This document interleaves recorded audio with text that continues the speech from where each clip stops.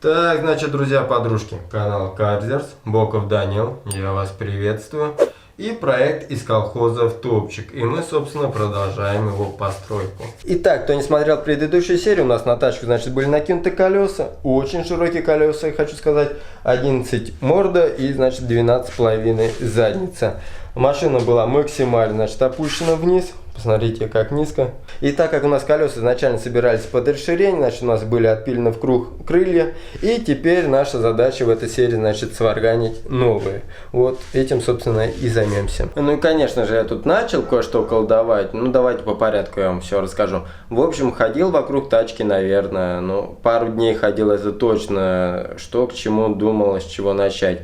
Потом взял малярный скотч, сделал примерно форму крыла, ну, чтобы визуализировать конечный результат, вообще откуда начнется крыло, насколько дутое, ну и тому подобное. Потом во дворе нашелся лист оцинковки, вот тоненький, всего лишь там 0,5 или 0,8 мм, ну вообще бумага тонкая. Такой, думаю, дай-ка я из нее потренируюсь. Предварительно пересмотрел вот кучу роликов, значит, как из цельного листа с помощью пневмомолотка выгибают крыло. Ну, конечно, не такое дутое, но вот с кантом вот этим всем ложат всего лишь один сварной шов. Ну, когда швов сварных поменьше, это ж круто, да? В общем, убил на все это дело не один вечер. И огромный лист оцинковки просто весь порезал и выкинул. Ничего из этого не получалось. Ну, скорее всего, форма слишком дутая, а может, оцинковка не такая податливая. Но я склоняюсь к тому, что все-таки форма.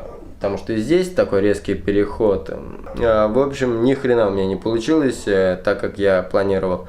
Но, к слову, я далек на самом деле от всех этих кузовных дел. Примерно под капоткой я только учился варить. Это я только на камеру такой дельно рассказываю, что к чему, сейчас захреначим, сейчас будет все very good. По факту я солдат удачи такой, получается, получится, не получится, да хрена узнает. Я думаю, купим лист потолще оцинковочки и дальше будем на нем экспериментировать, пробовать, учиться, что получится. Ну, наверное, все-таки из цельного листа не получится, придется ложить сварных швов, значит, побольше, чем один. Не хотел, но увы. Но все-таки, возможно, будут происходить микроконтакты крыла с колесом, шпаклевка, наверное, со временем может потрескаться, может и нет, хрен узнает. Но я думаю, вот знаете, что я думаю, придется осваивать метод шпаклевания оловом, то есть лужения. Ни разу, опять же, этим не занимался, ну, посмотрим, что из этого получится. Опять же, на видосах вот все легко и просто. Можно сказать, вот прямо вот с вами будем постигать все нюансы и хитрости этого дела. Ну, посмотрим. В общем, покупаем оцинковку потолще и работаем дальше. Вот, значит, спрашивается, почему так редко выходит серия с гольфом? Да потому что все это напоминает топтание на одном месте. Потрачено еще много-много вечеров на резку металла в поисках нужной формы крыла. Я бы не сказал бы, что прям пипец, как сейчас нравится все это, но это самый оптимальный вариант. Так, куда бы тут наступить? Небольшой творческий беспорядок, конечно, тут. Вот так вот. Итак, давайте немножко поподробней. Вот эта кромка у нас переделывалась раз, наверное, 5. Я вам скажу, когда 5 раз отстукиваешь ее молотком, уже, мягко говоря, не хочется этим заниматься. Она у нас из оцинковки 1,2 мм. Конечно же, она у нас завальцована. Как же иначе? И вот эта часть планируется все-таки из одного цельного листа 0,8 мм. То есть первый кусок 1,2 мм, ко второму 0,8 мм, и все это к кузову 0,8 мм. Кстати, обратите внимание, какой тут силуэт в виде черепушки. Нерукотворный. Надеюсь, это не символично. Вот, в принципе, как-то так все это сейчас выглядит. Дальше у нас в планах сварить подкрылок, заварить вырезанную часть. В общем, заняться этим. После этого уже можно приступать к внешней части крыла. Вот знаете, вот это топтание на одном месте очень сильно угнетает и даже неохота идти в гараж. Но слава богу, все сдвинулось с мертвой точки. И я думаю, сейчас работа у нас, значит, поинтереснее должна быть.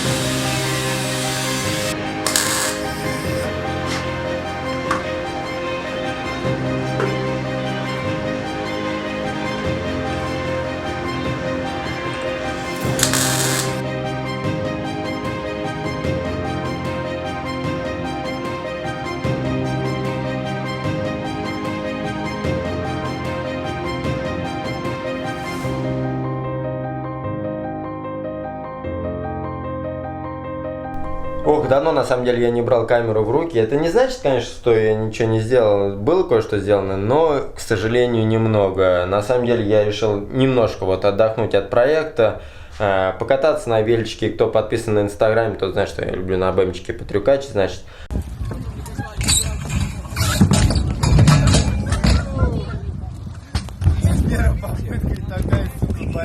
Пока хорошая погода, почему нет? Немножко абстрагироваться, потому что вот устаешь очень сильно одну и ту же машину делать изо дня в день.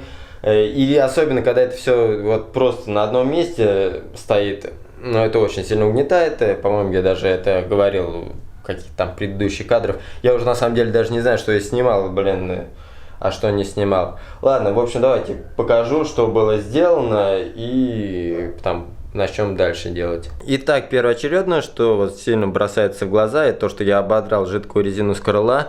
И не сказать, что вот за 3 года, пока она лежала на машине, она легко отошла, блин.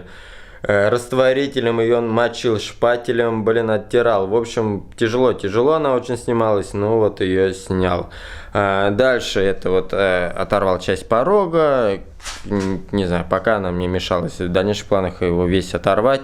И вообще, если вы смотрели предыдущую серию, где-то там я в какой-то серии обмолвился, то что порога не будет родного, он будет вот так срезаться и будет более жирный и такой красивый порог, чтобы вот гармонично смотрелся вот с таким жирным крылом.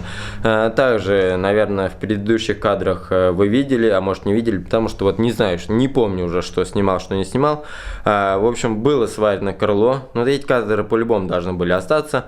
Сварил его из 3 кусков, получается кромка, из оцинковки 1 и 2 вот такая завальцованная, все круто. Вот один кусок здесь и один кусок здесь. И начал, значит, уже накладывать олово, выравнивать все оловом. Я вот вывел кромочку оловом, но вот такая она. Блин, на камере даже на самом деле плохо видно, потому что все блестит, все отражает. В общем, вот эта часть вполне ровная и хорошая. То есть тут, в принципе, шпаклевки-то практически не будет, но вот в этом месте стыки олова с металлом. В этом месте, да, будет побольше шпаклевочки, ну не прям много. Так, давайте пробежимся, как же работает вот это лужение. Предварительно я только что заварил вот это отверстие, которое тут было. В общем, есть у нас, вот такая паста для лужения. Извините, что ругаюсь, уронил, просто баночку уронил. Вот эта баночка стоит в районе косаря, тут 250 грамм. В составе, я так понял, входит, я не сильно силен по формуле, кто знает, вот, если сфокусируется, может вот разобрать. Ну, в общем, тут различные, наверное, кислоты содержатся и само олово. И второй вариант, наверное, разрекламированный, а может быть не из-за того, что разрекламированный, из-за того, что какой-то период времени кроме него вообще ничего не было. Это Вюртекс паста, продается, к сожалению, только килограммовыми пачками, и стоят они в районе 10 тысяч. Поэтому вот можете вбить на Авито, как я находил, на Авито паста для лужения. Как она работает? Берем кисточку и обильник, вот обильник наносим на место, которое собираемся залудить. Вот. И дальше идет в дело вот горелочка у нас, значит. Берем горелочку, пытаемся ее зажечь, она ни хрена не зажигается, потому что горелка дерьмовая, но стоит ни хрена не дерьмовая, 600 рублей горелка стоит, а не зажигается. Ну, благо газовые баллончики дешевые.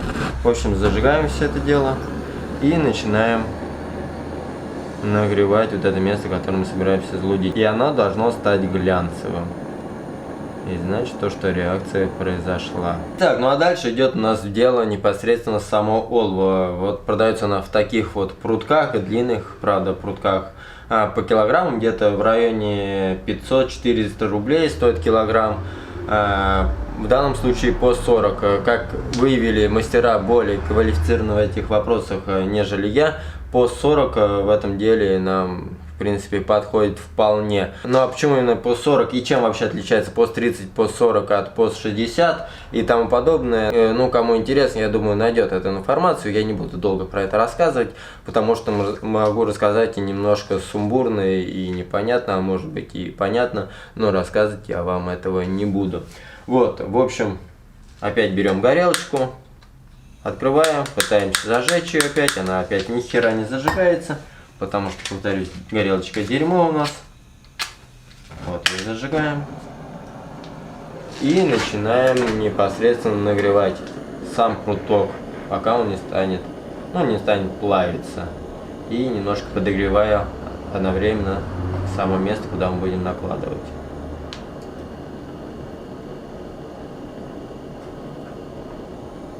Ни хрена что-то он не пристает мне к этому месту. Нагреем по стене его.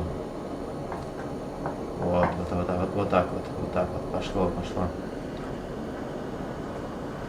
И дальше у нас дело идет, не знаю, многие используют, чтобы разгладить это все, выровнять деревяшку заточенную, там пропитанную в воске, ну это такие хитрости своих мастеров. Я что-то попробовал, у меня ни хрена не получается как надо, дощечка постоянно у меня обгорает. В общем, я вот взял обычный ножик и как-то приноровился, то что мне как-то удобнее вот ножичком все это выравнивать. В общем, нагреваем все это место, куда наложили то, что олово. Не сильно перегревай это место, иначе оно все поплывет, и олово, которое рядом, к хренам поплывет, и это поплывет, что не есть на самом деле хорошо. Поэтому надо вот приноровиться на самом деле к этому всему делу. Это, наверное, ко всему делу надо приноравливаться. На то мастер есть, что он свою работу делает хорошо, быстро и качественно. А я делаю долго и не с первого раза. И после небольших манипуляций с напильником мы имеем вот такой вот результат. И теперь наша задача стоит в том, что, моя задача стоит в том, что надо доделать все-таки оставшуюся часть крыла, ну а вам остается только наблюдать.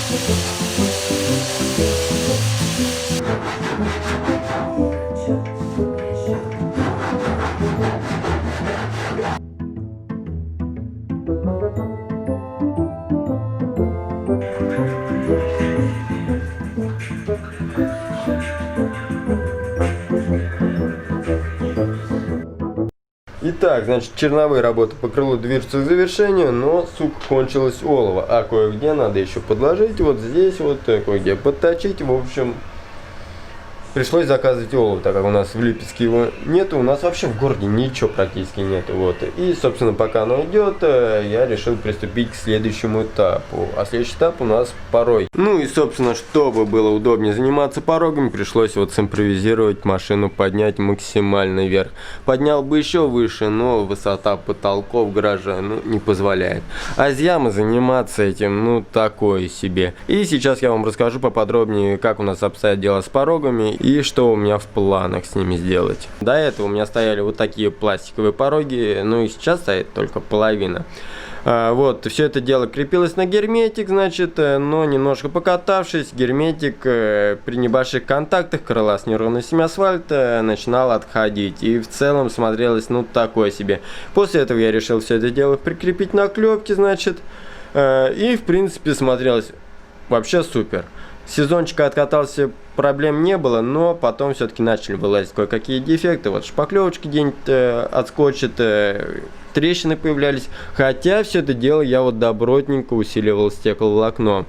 И вот в этом сетапе я решил вообще отказаться от пластиковых порогов, а заказать примерно такие же, но стальные. И теперь задача стоит в том, что надо оторвать вот этот порог. В принципе, проблем с этим не будет. Это все легко и быстро. И срезать старый порог и вместо него приварить новый. В принципе, на словах все это легко и просто, на деле, наверное, будет сложнее. Так как у нас вот к хренам тут все замято, вот эта кромка, которой приваривается порог, ее надо выпрямлять. Но это вообще болезнь всех свинцовых машин. Как говорится, красота требует жертв. В общем, вот такой план действий у нас. Срезаем старое, приварим новое.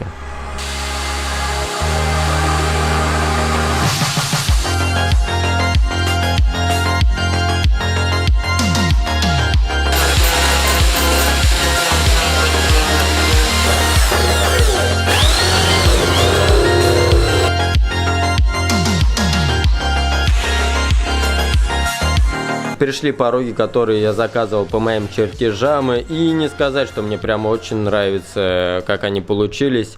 Несмотря на то, что немножко сейчас они смотрятся инородные, но когда приварится, выведется, все будет намного лучше смотреться. Меня смущает на данный момент кое-какие моменты. Один из таких моментов, вот слишком жесткие гибы. То есть вот этот угол планировался более плавный, да и вот вы видите ступеньки. Ну, представьте, то есть по всей длине придется в этом месте протягивать шпаклевку, что не есть хорошо.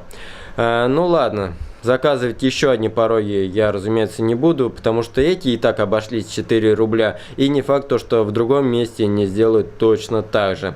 Но пока приваривать, кстати, их рано, надо еще сделать кое-какую подготовительную работу, до которой, я думаю, сейчас мы и с вами дойдем. Ну и, собственно, вот почему еще рано приваривать порог, потому что приваривать, собственно, пока к нечему. Тут все разворотило, все кривое, и у меня в мыслях пока какая идея: приварить вот эту 4-миллиметровую пластину, которую вот я вот купил на металлопрокате. Она будет привариваться вот сюда, к этим остаткам кромки, и уже к ней будет привариваться непосредственно порог. Почему я думаю, что это самое оптимальное решение? Это потому, что все-таки у нас пороги будут, ну, самая низкая точка в кузове, не считая спереди подрамника, да, и в принципе даже учитывая, что подрамник самая низкая точка, у нас, посмотрите, как все разворотило. И при контакте с асфальтом, ну, наши пороги без этой пластины, ну, проживут сезон-два и превратятся в то же самое.